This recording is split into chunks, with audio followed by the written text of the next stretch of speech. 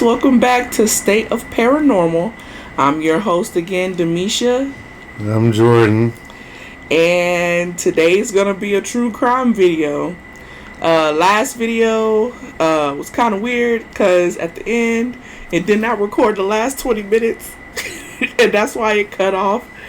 Real weird, but thank you for watching our last video. Please don't forget to like, comment, and subscribe, and hit that bell button to get notifications. So today, our video is about I know nothing about it. Michael Silka. I don't know who that is. Okay, let me tell you a little something about Michael Silka.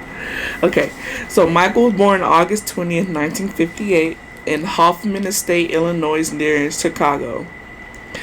He was one of three children. I tried looking up the kids' names, but I could not find any. Well, their names came up every now and then, but there was I couldn't find anything on the third kid, and I could not find anything on the parents.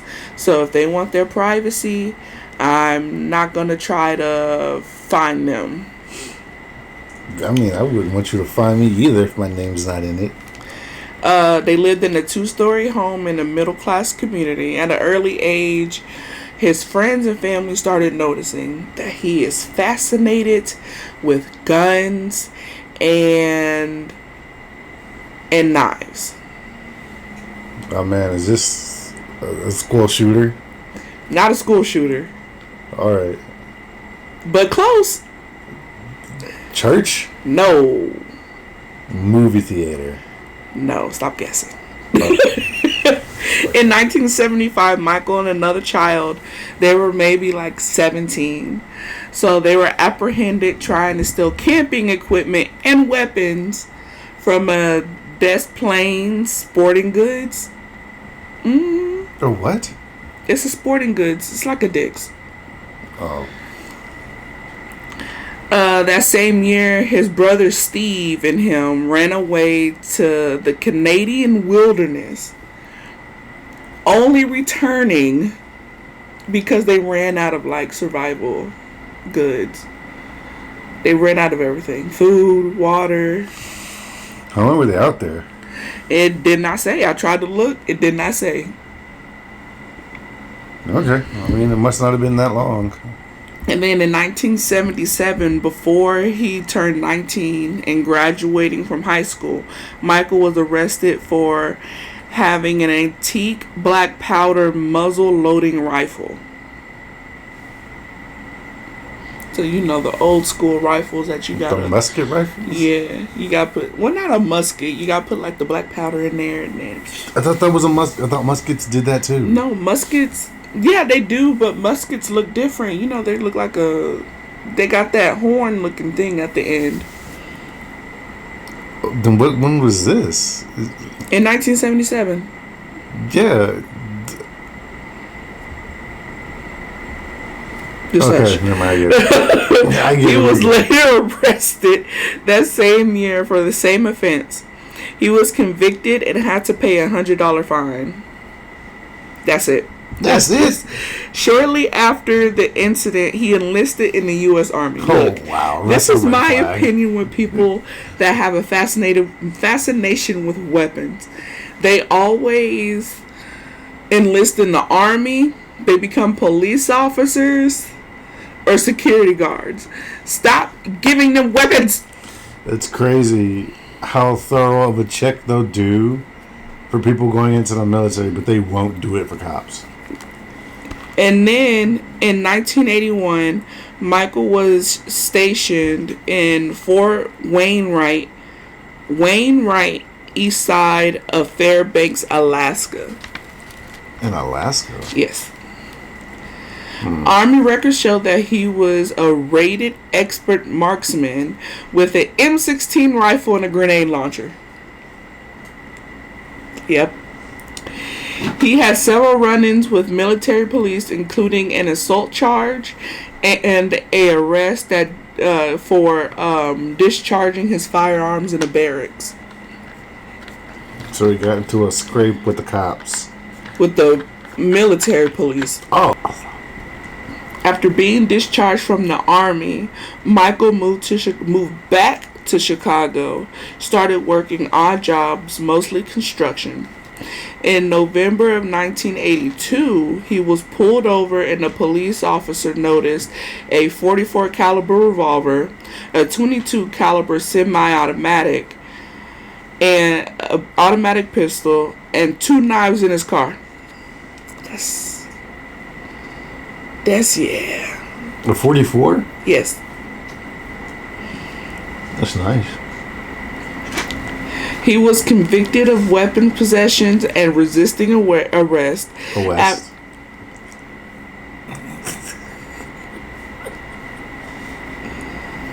You gonna get got if you keep on. Okay. He was convicted of weapons possession and resisting arrest after he refused to exit the squad car. He stayed in jail for 4 days at Cook County Jail. How'd they get him? Huh? Because you said he refused to get out of the vehicle, but how'd they get him? How'd they get him out? I'm sure they pulled his ass out. On July 21st, 1983, he was arrested for another weapons possession charge after he was pulled over for speeding. How many times has he been in trouble with the law at this point? So far, 4. 1 when he was 17. That's for the aggravated 19 assault, right? Military police, and these 2 weapons charged. So 5. So far 5. On October 26th of 1983, he fled Chicago and skipped bond. Shut up. On October 26th, 1983, he fled Chicago and skipped bond and fled to Alaska. April 29th of 1984, police questioned Michael about fresh blood on his property in Alaska. And Michael explained that it was moose blood, but his neighbor Roger Culp went missing days before. So you did a dumbass mistake at getting the neighbor. Witnesses said that they saw Roger and Michael go inside of Michael's cabin, and then they heard 8 gunshots. On May 8th, state troopers went to Michael's cabin with a search warrant, but Michael wasn't there. They found more blood inside of his cabin. Well, there's probably more of that moose. So it's suspected, because they don't have evidence that he did anything, it's alleged that he killed Roger Culp. I mean, they couldn't test blood back then to see if he was human. I mean, they could, but like that could have been anything. They could have said he cut his hand. He was trying to cut an apple. I'm sure they needed the shells. They needed Michael. When was this again? The year? In 1984.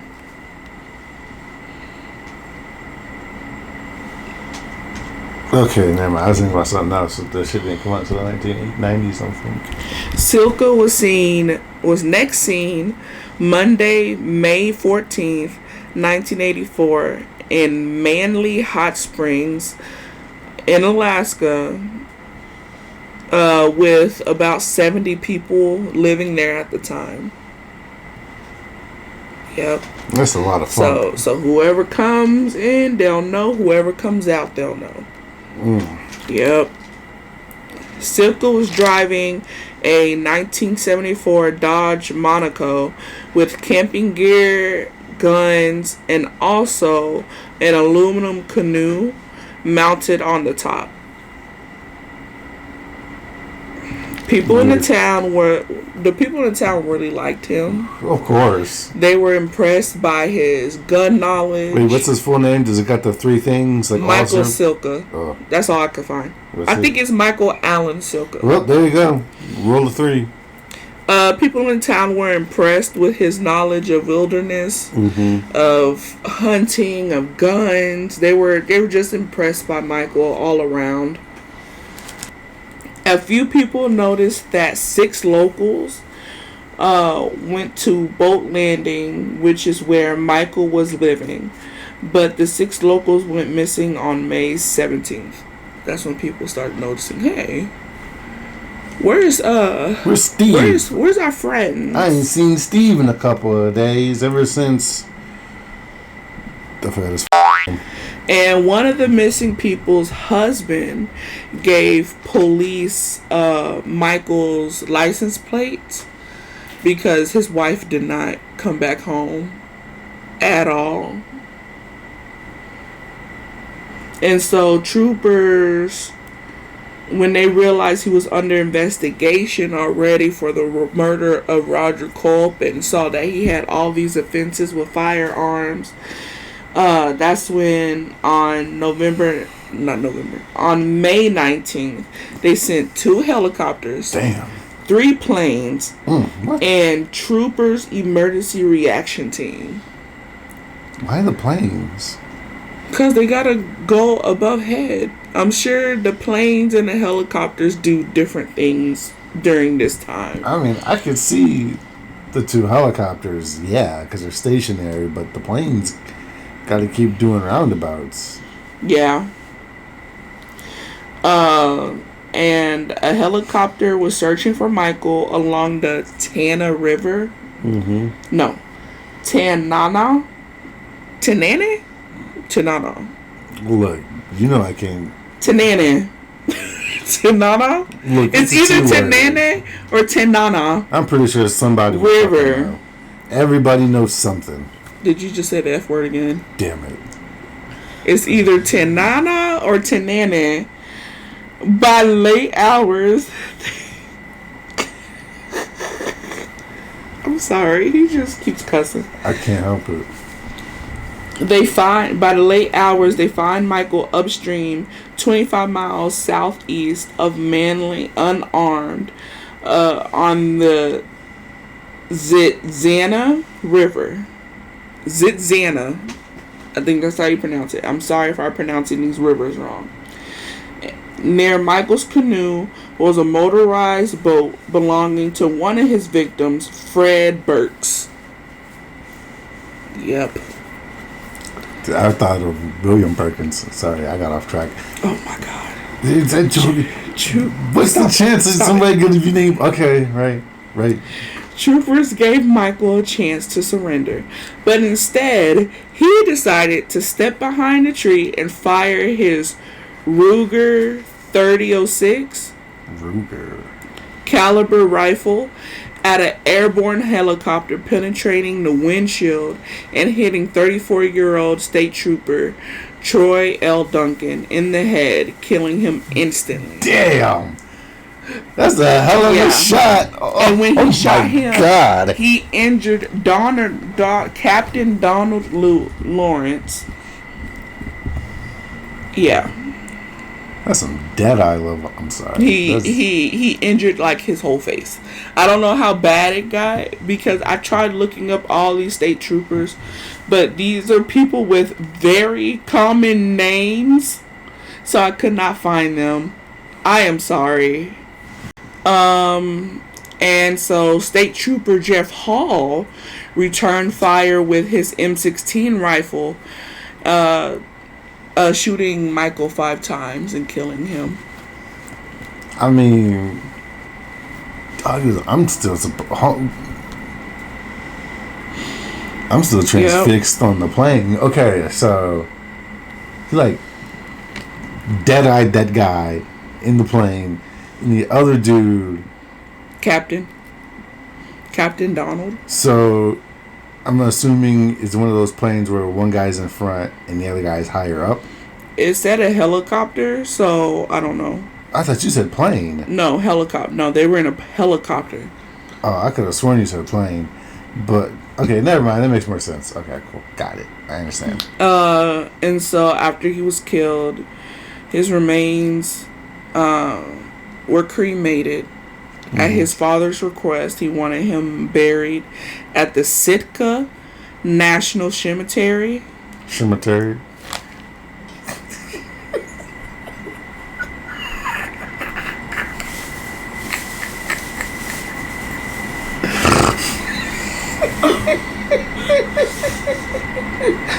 Okay. I'm gonna mess you up. I'm sorry. I'm gonna keep doing it. By June 23rd, 1984, 4 bodies were found. Fred Burke, Lyman Klein, Dale Matajiski, and Larry Joe McVeigh were recovered from the Tanana River. Fred Burke was discovered by his wife, Liller, 75 miles downstream from the scene of the killing. For months, friends and families were searching for the victims in the bush choke banks of the Tanana River. So all that time they were just corpse searching. Yes, because there were other people missing also. Remember, I said 6. Wouldn't you be able to smell a dead body? I mean, it's in the cold. I'm sure their bodies were preserved. I forgot where they were. In Alaska. We're still in Alaska. That's right. I keep forgetting. I don't know why. I'm so used to. Until this day, nobody knows why Michael Silka decided to go on this rampage. And at this moment, I'm about to name his victims. And one victim in particular, I got really upset about. Okay, his first one of his victims, Fred Burke, he was 30 years old, and he was an Alaskan native homestead for trapper and fishermen. Albert Hager Jr., 27, he was an Alaskan native construction worker. And this one was like really sad for me. Well, there was 2. That was this one and another one. This one was really sad because he had just returned home 6 weeks before being murdered from visiting his parents that he has not seen in 10 years. Who's that? Albert Hagen Jr. Oh, man. Yeah. Joyce Klein, 30 years old. She was 4 months pregnant. Lyman Klein, 36. He was the husband of Joyce. And Marshall Klein, he was 2 years old, son of Joyce and Lyman. Damn, we out here killing babies? Yep. Dale Matajiski, 24, carpenter. He was also a cabin builder. Larry J. McVeigh, he was 38, a trapper and a Vietnam vet. Roger Culp, he was 34, he was a woodcutter. He was allegedly one of his victims. And Troy L. Duncan, 34, Alaskan State Trooper since 1981 and a 10-year veteran of the U.S. Marine Corps. Damn, dog. Yeah. And nobody knows why Michael Silka decided, hey, I want to kill all these people. My theory, this is just a theory. Did he get any head injuries as a baby? No, I just think that he was like a recipe for crazy. Even as a kid, he liked weapons. He's a recipe for crazy. Anybody that's a weapons enthusiast, like I said at the beginning, they're either gonna be in the military and get kicked out, a cop and get fired, and a security guard and get fired. Michael was just crazy. Like he was just crazy. I mean, yeah. And like back home in his hometown, like the police were like, well, he was just like every other kid. No, that's not every other kid. I mean, I don't think Tommy was on the corner staring at a... Why? Look, dog, I don't know. The F word. Did I cuss again? Yes. Dog, I didn't even notice it last time. Okay, I'm sorry. Who is Tommy? I don't know, man. You mean Michael? I was going to come up with a whole other side character. Why? It'd be like, Tommy's in the corner playing with his Ruger, shooting squirrels and whatnot. Nobody's batting an eye at I don't know. I was going to go on a whole tangent. What is wrong with you? A lot. A lot. But thank you again, guys, for tuning in. And I hope Michael is in hell. I really do. I know there's some people out there that believe in a higher power, but I hope he is in the worst kind of place, afterlife, that you can think of. Because how dare you kill a 2-year-old? A 2-year-old and a pregnant woman. He probably waking up with oh, damn it. You know, I stopped. No matter. I was going to cuss again. You know what? I might just put tape over your mouth. You might. I can't help it, man. You, sir. I'm going to have to put a lot of bings. It's going to be a man. But thank you so much for watching. Please like and subscribe, comment, and make sure you click on the little bell to get notifications on when we upload.